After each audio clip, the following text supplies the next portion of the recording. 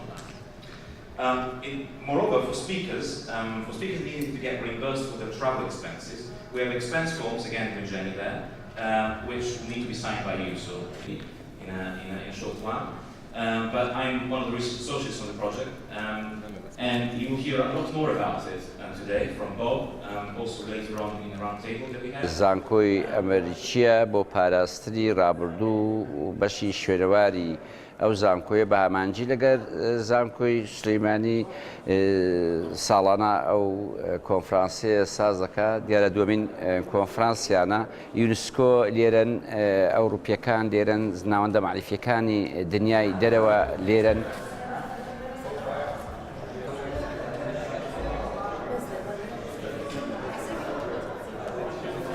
من بە هەنگێک شتی کللتوری و کەلەپوری بەشداریم کردووە کە هەر هەمویان تعبیر لە کللتور و کەلەپوری کوردیەکە بە چەند شتێک وەکو بەڕە وەکو جاجەم وەکو زینەی ماڵ و پێویستیشە کللتور و کەلەپوری کوردی وەکو خۆت بیپارێزی چونکۆم ئەم کللتور و کەلەپوری کوردیە شانازیە بۆ نەتەوە میلەتەکە.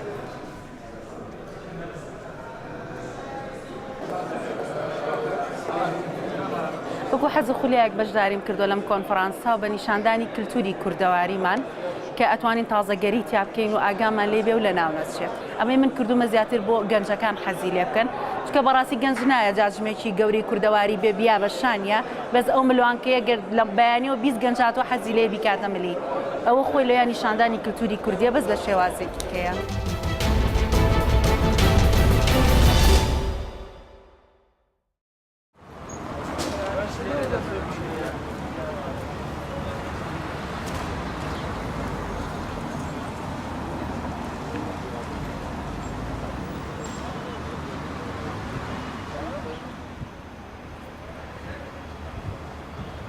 پێشتر و ئیشەمان دەکرد مەسەلەن جارۆ بوو هەفتانە مەسەلەن 10 تۆپمان دەکرێت ئەو 10 تۆپە دەبا بچبین چەند جێیەک بگەڕین بەس ئێستا کە شکر لۆخوای ئەگەر 20 جێ بکەین وەکو ئێرانە مەسەلەن چەند دوکانەکە لیتی هەر هەموو ئەشیایەکی لێیە پێویست ناکەم ئەولا بگەڕین دوسێ فەرعەکە مەسەلەن دوو بازارە هەر هەمووی دەکەین چمان بوێتن ئەوی هەبی مەسەلەن مۆدیل نوێ دەبین و تەواو.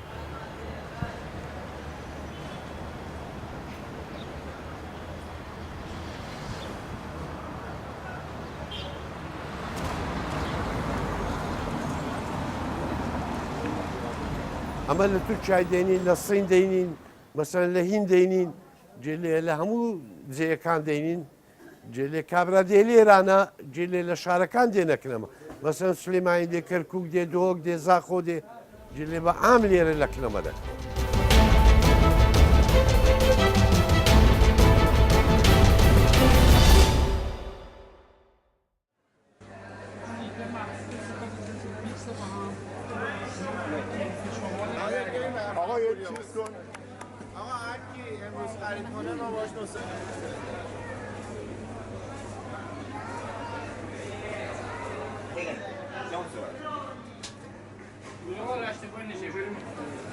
اینجا بازار تجریشه یکی از قدیمی ترین و سنتی ترین بازارهای تهرانه که اکثر مردم برای خریدای روزانه‌شون برای مایحتاجشون میان اینجا خرید میکنن.